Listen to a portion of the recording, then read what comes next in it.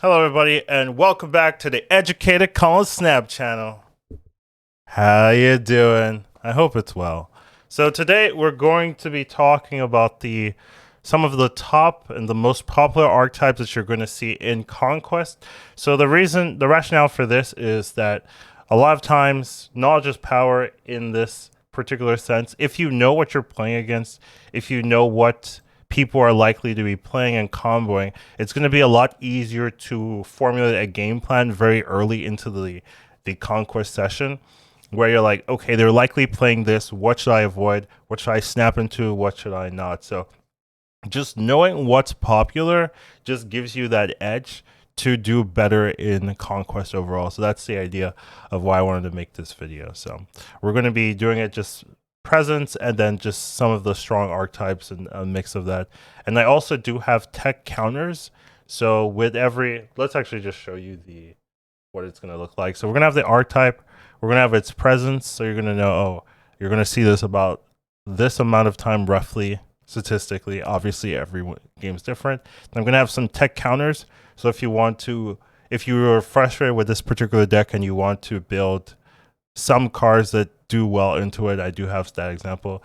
And then we'll have two for every archetype of the most popular deck list. I try to get a mix. Sometimes the most popular archetype is basically one deck list and then variations, but a lot of times it's maybe one or two different variations. So I try to cover that as well. So that's the idea here. Hope you guys enjoy this video. Let's get started. The most popular archetype actually surprised me.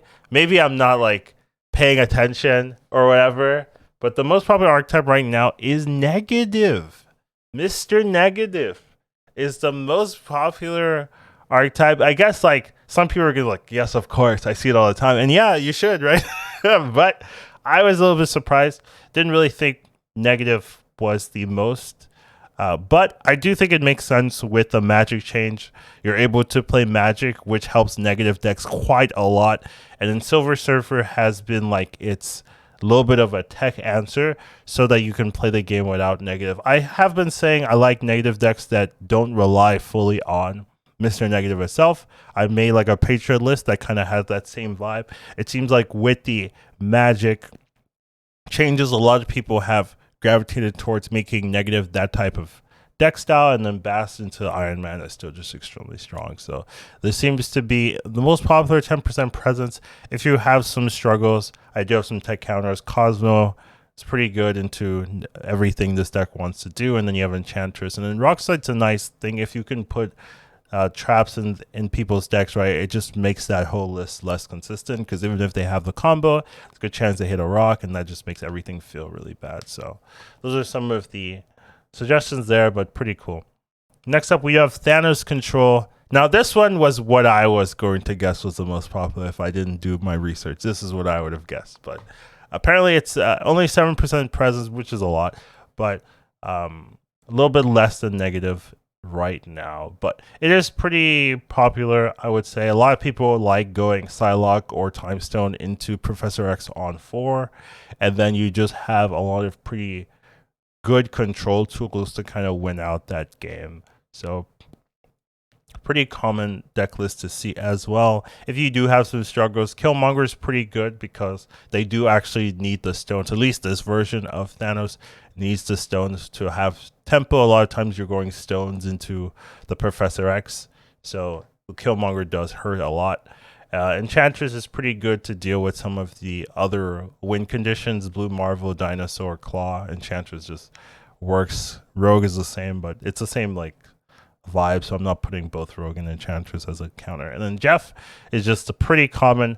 A lot of them are relying on the Professor X.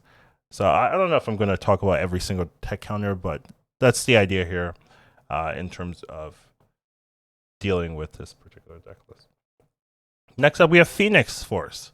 So actually, I'm a little bit surprised how popular Phoenix Force is. I mean, I guess move decks are also pretty popular, and destroy decks are also pretty popular.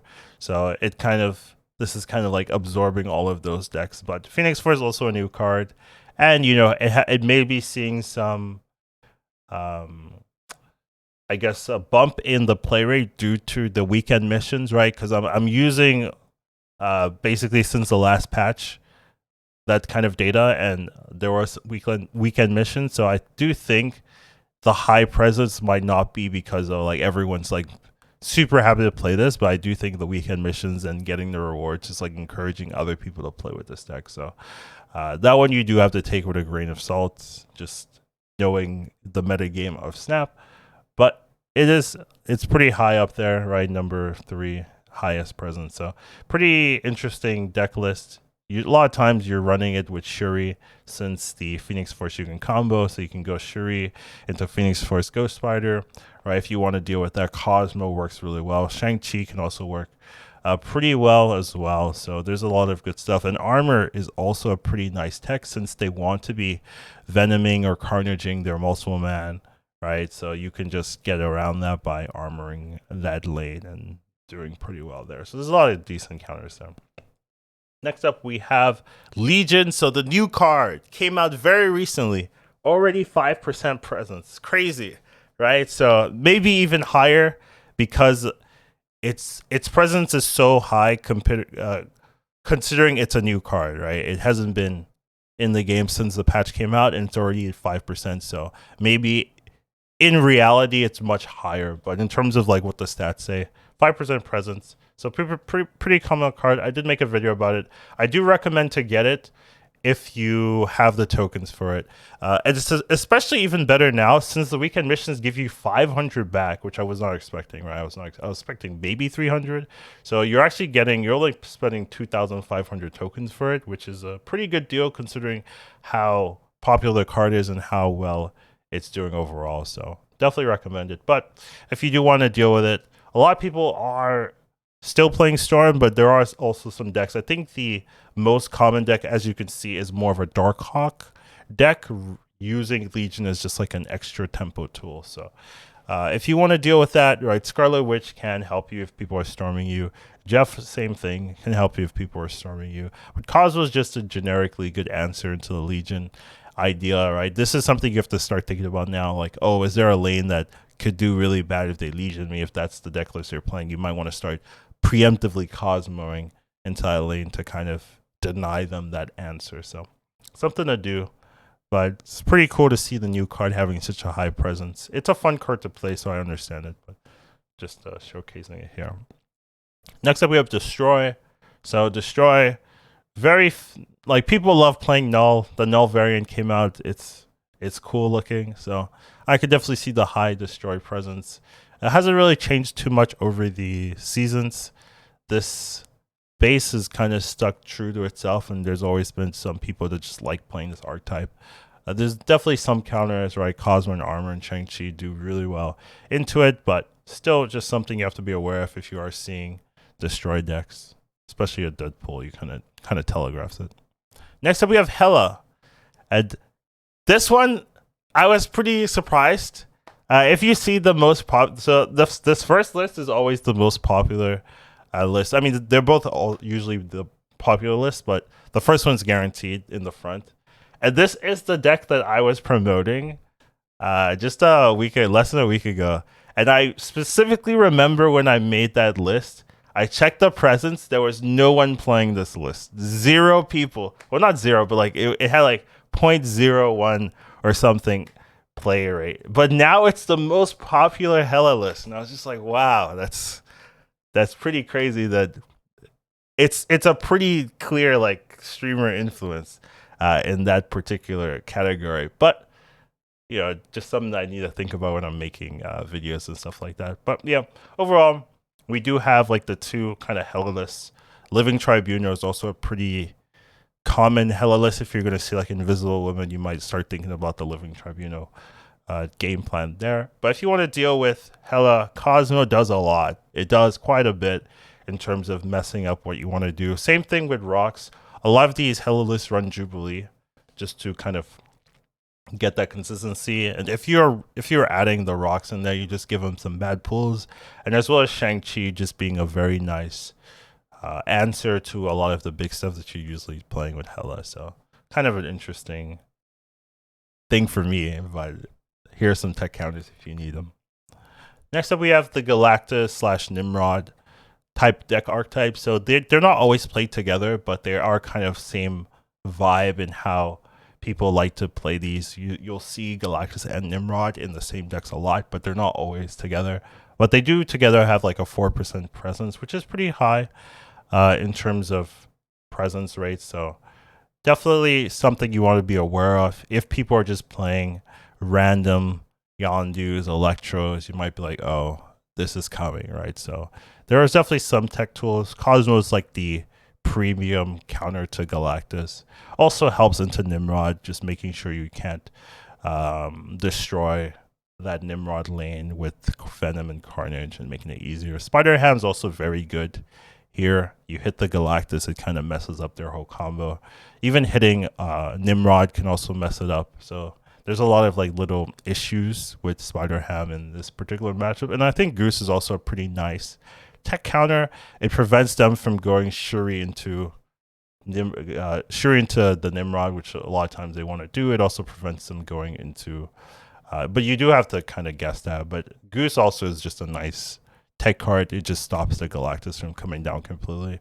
Also messes with the Destroyer, which I think is also pretty important to make sure that they can't play exactly where they want to play. So those are some of the tech cools. Obviously, I'm not doing every single tech answer, right? That would be like a whole long list. But I might make a video kind of overall about tech cards, maybe. But for now, this is the video here.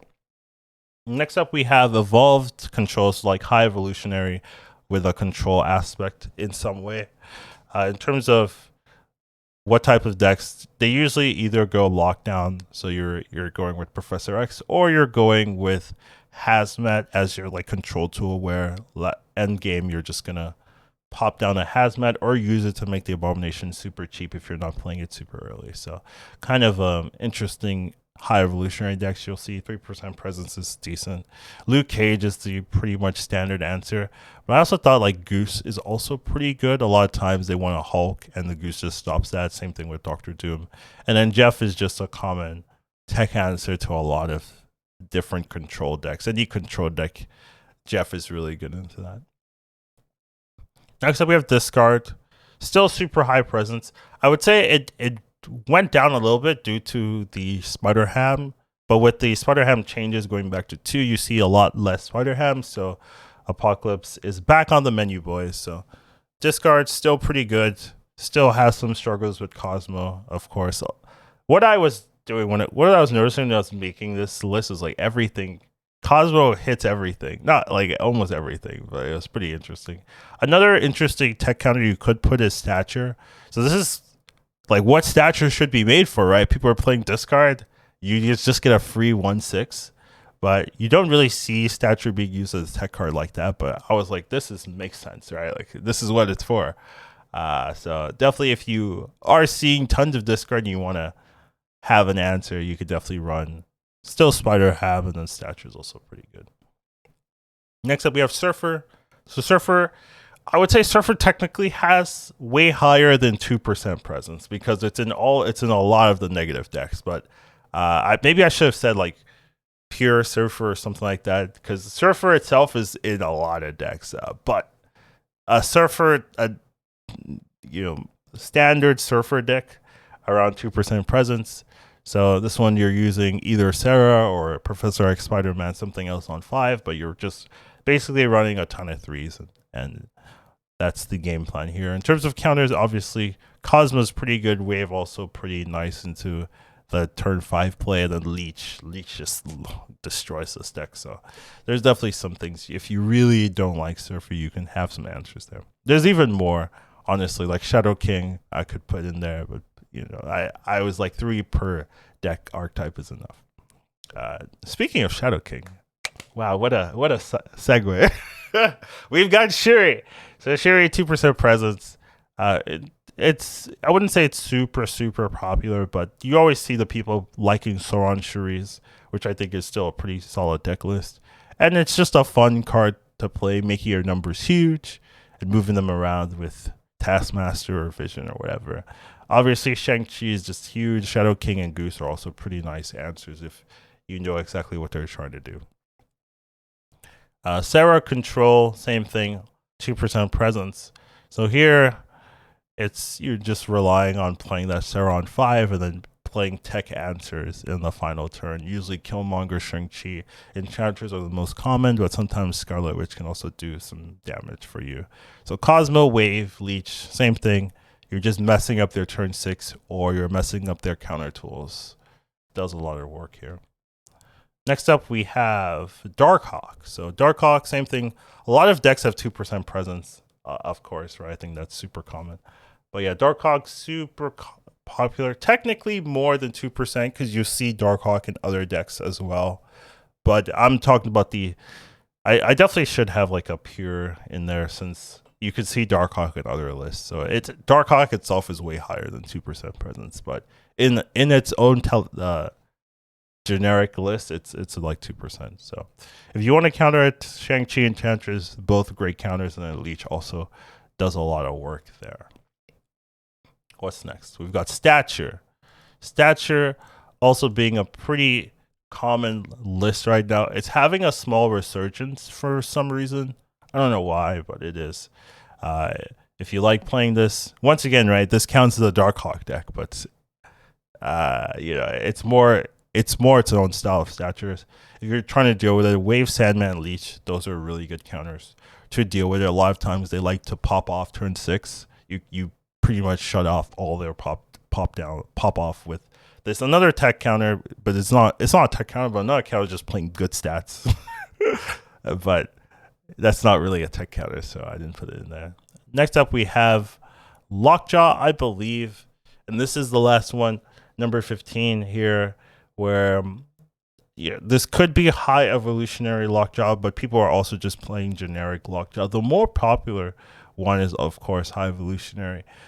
So I guess I could have said evolutionary Lockjaw, but Lockjaw itself has a 2% presence. Evolutionary Lockjaw does not, so it wouldn't really fit there. So if you want to deal with Lockjaw, of course, Rock Slide, Cosmo, Shang-Chi, you mess with their Lockjaw lands, you kill their big targets, or you put rocks for them to mill horribly. So definitely an easy way to mess with this deck. But overall, those are some of the top 15 most popular archetypes and some tech counters to deal.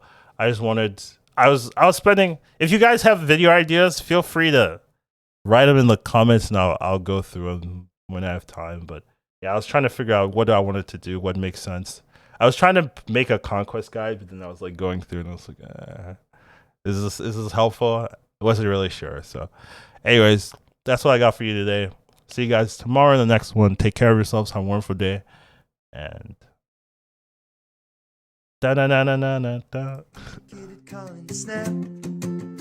once you watch him, you won't go back. He'll teach you tomorrow, snap. Your skills will be